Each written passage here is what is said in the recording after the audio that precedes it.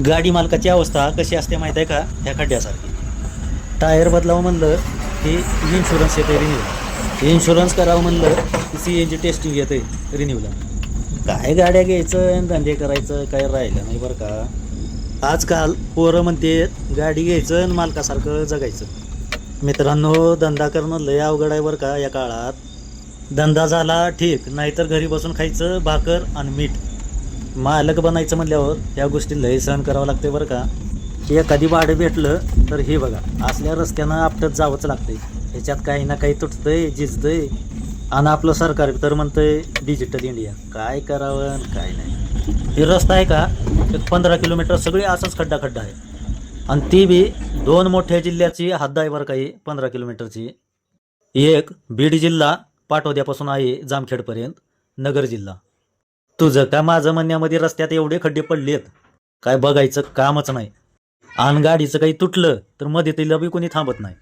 मालक म्हणल्यावर सगळं सहन करावं लागते बरं का. बघा जरा दाखवा तुमच्या दोन्ही जिल्ह्याच्या ज्येष्ठ नेते मंडळीला. बघा म्हणावं काहीतरी या खड्ड्या वाचन रस्त्याचं. चला नंतर भेटू मित्रांनो. जय हिंद, जय महाराष्ट्र.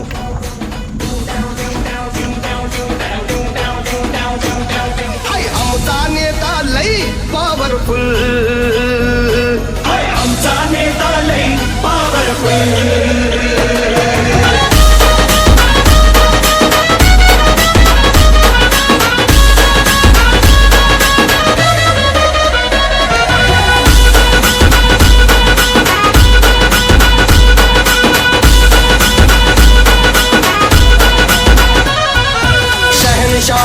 बादशाह शेरे दिल आमचा नेता, मेहरबान कदरदान संग दिल आमचा जेता.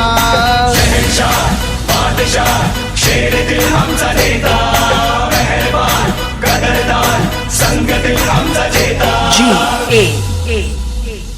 तो पत्ता करतो